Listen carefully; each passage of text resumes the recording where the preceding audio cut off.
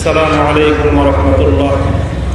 الحمد لله رب العالمين والصلاة والسلام على سيد المرسلين وعلى آله وصحبه أجمعين. أما بعد، أعوذ بالله من الشيطان الرجيم. لا تثريب عليكم اليوم يغفر الله لكم وهو أرحم الراحمين. জামিয়া মাদানিয়া বারিধারা মাদ্রাসার উদ্যোগে আয়োজনে হেফাজতে ইসলাম বাংলাদেশের উদ্যোগে আয়োজিত আজকের এই শান্তি সমাবেশে উপস্থিত জামিয়া মাদানিয়ার সম্মানিত প্রিন্সিপাল, আজকের সভাপতি মুফতি মনির হোসেন কাসেমি, অন্যান্য নেতৃবৃন্দ, সমবেত এলাকাবাসী, তৌহিদি জনতা, আমি আজকের সর্বপ্রথম শ্রদ্ধা ভরে স্মরণ করছি ওই সকল শহীদানদেরকে যাদের রক্তের উপর বাংলাদেশের মানুষ আজ প্রকৃত এবং পূর্ণাঙ্গ একটি স্বাধীনতা তারা অর্জন করেছে। আমি শ্রদ্ধা ভরে স্মরণ করছি 2013 সালের 5ই মের গভীর রাত্রিতে শাপলা চত্বরে জালিমের বুলেটের আঘাত যাদের বুকগুলোকে ঝাঁঝরা করে দিয়েছিল। আমি শ্রদ্ধা ভরে স্মরণ করছি ফ্যাসিবাদ বিরোধী দীর্ঘ সংগ্রামে বিগত 16 বছরে বিভিন্ন রাজনৈতিক নেতাকর্মী যাদের আত্মদান, যাদের আত্মত্যাগের মাধ্যমে আজকে একটি স্বাধীনতা অর্জনের প্রেক্ষাপট তৈরি হয়েছে। আমি শ্রদ্ধা ভরে স্মরণ করছি ওই সকল মানুষদেরকে যারা গুমের শিকার হয়েছে, বছরের পর বছর আয়নাঘর সহ নানা জুলুম এবং নিপীড়নের মধ্যযুগীয় বর্বরতার শিকার হয়ে যাদের উপর জুলুমের স্টিম রোলার পরিচালিত হয়েছে, মানবেতর জীবনযাপন করেছে। এভাবে হতাহত হয়ে পঙ্গুত্ব বরণ করে বাংলার প্রত্যন্ত অঞ্চলে হাজারো মানুষ বিগত 16 বছরের ফ্যাসিবাদের তারা প্রমাণ বহন করে চলেছে। বহু মায়ের চোখের অশ্রু আজও পর্যন্ত শুকায়নি। তাদের সকলের প্রতি শ্রদ্ধা প্রদর্শন করে বলতে চাই, এই অফুরান আত্মত্যাগের মাধ্যমেই 5ই আগস্ট বাংলাদেশের দ্বিতীয় স্বাধীনতা দিবস হিসেবে আমরা পালন করব। সংগ্রামী সাথী ও বন্ধুগণ, কথায় বলে স্বাধীনতা অর্জন করা যতটা কঠিন, স্বাধীনতা রক্ষা করা তার চেয়েও বড় কঠিন।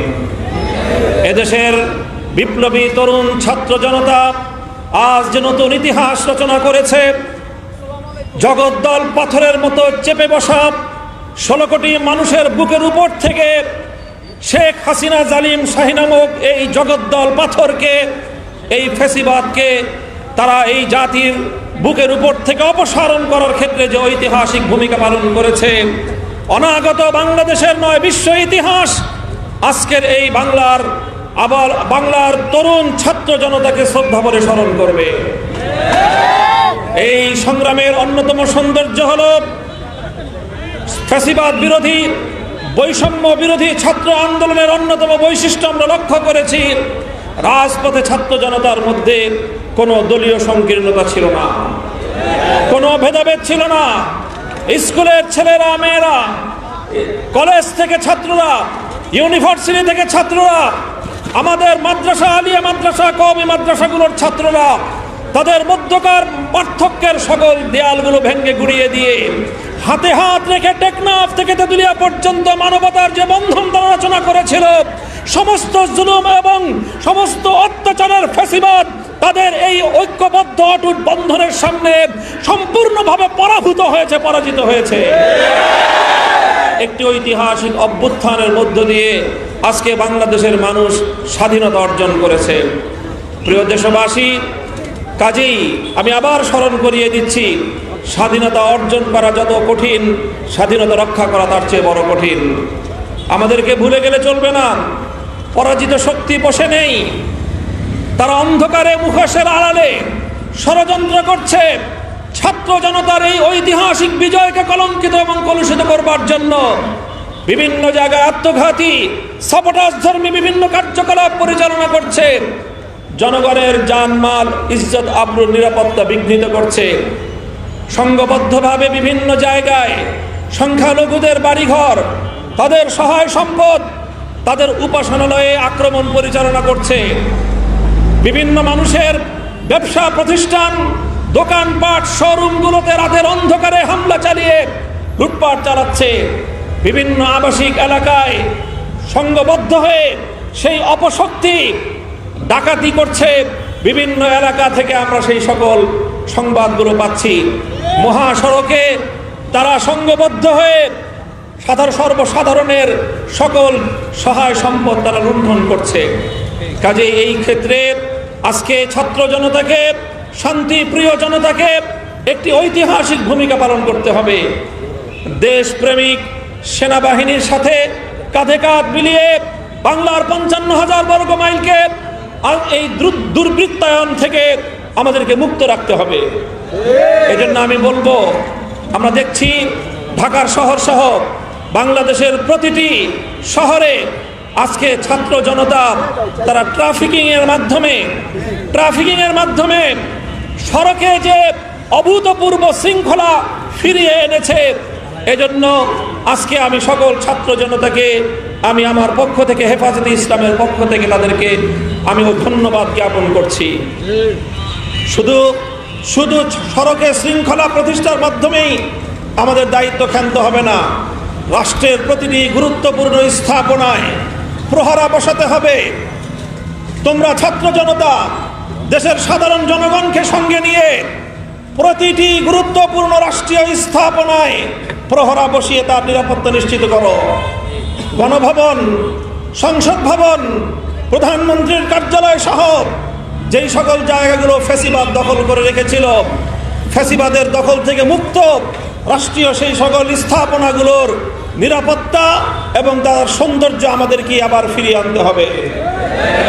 আমি বলবো, প্রতিটি মন্দিরের কাছে, প্রতিটি বেগোটার সামনে, প্রতিটি গির্জার সামনে আলেম সমাজ, ইমাম সাহেবদের নেতৃত্বে মানববন্ধন তৈরি করে রাত এবং দিনে 24 ঘন্টা পালাক্রমে শিফটিং এর মাধ্যমে ডিউটি করে আপনারা সংখ্যালঘুদের নিরাপত্তা নিশ্চিত করবেন। প্রতিটি মার্কেটে যদি মার্কেট কর্তৃপক্ষ, দোকানদার, মালিক ভাইয়েরা তারা যদি না পারেন, তাদের পক্ষে যদি সম্ভব না হয়, মাদ্রাসার ছাত্রদেরকে বিশেষভাবে বলবো, সকল স্টুডেন্টদেরকে আমি বলবো, তোমরা প্রতিটি মার্কেটে নিরাপত্তা দেওয়ার জন্য বিশেষ পরিকল্পনা গ্রহণ করবে। প্রতিটি মার্কেটে সারা রাত পাহারা দিয়ে দুর্বৃত্ত এবং ডাকাতদের হাত থেকে এবং সাবোটাজকারী পরাজিত শক্তির আক্রমণ থেকে আমাদের ব্যবসায়ী ভাইদের জানমাল এবং তাদের সম্পদের নিরাপত্তা নিশ্চিত করতে হবে। প্রতিটি আবাসিক এলাকায় পালাক্রমে ছোট ছোট গ্রুপ করে পালাক্রমে সারা রাত প্রয়োজনে পাহারাদারি করে দুর্বৃত্ত এবং ডাকাতদের হাত থেকে দেশের মানুষের জানমালের নিরাপত্তা নিশ্চিত করতে হবে। ঠিক তেমনি ভাবে গোটা বাংলাদেশের প্রতিটি জায়গায়, রাস্তায় রাস্তায়, প্রয়োজনে গুরুত্বপূর্ণ সড়কগুলোতে, মহাসড়কের পাশে যে সকল মাদ্রাসাগুলো রয়েছে, আমি হেফাজতে ইসলামের পক্ষ থেকে বাংলাদেশের প্রতিটি মাদ্রাসার দায়িত্বশীলদের প্রতি উদাত্ত আহ্বান জানাবো। গোটা বাংলাদেশের সমস্ত মহাসড়কগুলো আলহামদুলিল্লাহ আমাদের বাংলাদেশের বিভিন্ন মাদ্রাসার স্থাপনার দ্বারা সুসজ্জিত রয়েছে। আপনারা ওই সকল মহাসড়কে মাদ্রাসার ছাত্র এবং শিক্ষকরা পালাক্রমে রাতে মহাসড়কে অবস্থান করে পাহারাদারি করবেন, যেন মহাসড়কে আর কোনো একটি ডাকাতির ঘটনা সংঘটিত হতে না পারে। সেই সঙ্গে লক্ষ্য রাখবেন, গণহত্যার সঙ্গে যারা জড়িত, শাপলা চত্বরে এই যে সেনাবাহিনীর বরখাস্ত কলঙ্কিত কর্মকর্তা জিয়াউল আহসান সহ যারা বিভিন্ন রাষ্ট্রীয় দায়িত্বে থাকার অপসুযোগ নিয়ে শাপলা চত্বরে আমার ভাইদেরকে হত্যা করেছিল, আমার ভাইয়ের রক্তে যারা শাপলা চত্বরকে রঞ্জিত করেছিল, 2021 সালে যারা গুলি করে আমাদেরকে হত্যা করে বাংলার মাটির, বাংলাদেশের স্বাধীনতার সুবর্ণ জয়ন্তীকে যারা কলঙ্কিত করেছিল, এরপরে চলমান বৈষম্য বিরোধী ছাত্র আন্দোলনে গুলি চালিয়ে যারা প্রায় 5 শতাধিক বাংলার আবাল বৃদ্ধ বনিতা শিশু নারী পুরুষকে হত্যা করে বাংলাদেশকে আজকে একটি মৃত্যুপুরীতে পরিণত করেছে। এই সকল হত্যাকাণ্ডগুলোর সঙ্গে যারা জড়িত, মনোযোগ সহকারে শুনেন, এই সকল হত্যাকাণ্ডগুলোর সঙ্গে যারা জড়িত, সে প্রশাসনিক কর্মকর্তা হোক অথবা যেই হোক, তারা কেউ যেন বাংলাদেশ থেকে পালিয়ে যেতে না পারে। টেকনাফ থেকে তেতুলিয়া পর্যন্ত গোটা বাংলাদেশের সীমান্তে প্রয়োজনে ছাত্র জনতা তোমরা পাহারাদারি বসাও, চেকপোস্ট বসাও, কোন খুনি যেন পালিয়ে যেতে না পারে। আমি বলতে চাই, এয়ারপোর্ট থেকে, বিমানবন্দর থেকে, ইমিগ্রেশন কর্তৃপক্ষকে বলতে চাই, যেভাবে আপনারা ইতিমধ্যে কয়েকজন পলায়ন পর দুর্বৃত্তকে আটক করে সেনাবাহিনীকে হস্তান্তর করেছেন, সেজন্য আপনাদেরকে ধন্যবাদ জানাই। আগামী দিনের জন্য সতর্ক করি, কোন দুর্বৃত্ত যেন আমাদের শাহজালাল বিমানবন্দর ব্যবহার করে ওখান থেকে পালিয়ে গিয়ে সে যেন এই খুনের বিচারকে বাধাগ্রস্ত করতে না পারে, সে ব্যাপারে আগামী দিনে আপনারা সোচ্চার থাকবেন ইনশাআল্লাহ। সংগ্রামী সাথী ও বন্ধুগণ, এভাবে হেফাজতে ইসলাম বাংলাদেশ জাতি এবং মিল্লাতের প্রতিটি দুর্যোগে জাতীয় নেতৃত্বের দায়িত্ব কাঁধে তুলে নিয়েছে। আজ বাংলাদেশের মানুষের জান মাল ইজ্জত নিরাপত্তা প্রতিষ্ঠায়, দেশের স্বাধীনতা রক্ষায় হেফাজতে ইসলামের ঐতিহাসিক ভূমিকা ইনশাআল্লাহ দেশের দেশপ্রেমিক সশস্ত্র বাহিনী এবং আগামী দিনের সরকারকে আমরা সহযোগিতা করব। মনে রাখতে হবে, হেফাজতে ইসলামের দীর্ঘ এই ত্যাগ এবং কোরবানিকে অবমূল্যায়ন করে বাংলাদেশে কেউ এ জাতিকে সঠিকভাবে নেতৃত্ব দিতে পারবে না। সুতরাং হেফাজতের নেতা কর্মীদের শত শত নিরীহ এই আলেম ওলামাদের রক্তের সঙ্গে যেন গাদ্দারি না করা হয়, সেজন্য আমি বঙ্গভবনকে সজাগ থাকার উদাত্ত আহ্বান জানাচ্ছি। আল্লাহ পাক রব্বুল আলামিন আমাদের অর্জিত 5ই আগস্টের দ্বিতীয় এই ফাঁসিবাদ বিরোধী যুদ্ধের বিজয়কে আল্লাহ পাক সুসংহত করে একটি সমৃদ্ধশালী, বৈষম্যহীন, প্রকৃত, উন্নত, ন্যায় এবং ইনসাফের ধারায় প্রতিষ্ঠিত জাতি গঠন করার তৌফিক দান করুন। ওয়া আখিরু দাওয়ানা আলহামদুলিল্লাহি রাব্বিল আলামিন। নাসরুম মিনাল্লাহি ওয়া ফাতহুন করিব। আসসালামু আলাইকুম ওয়া রাহমাতুল্লাহ।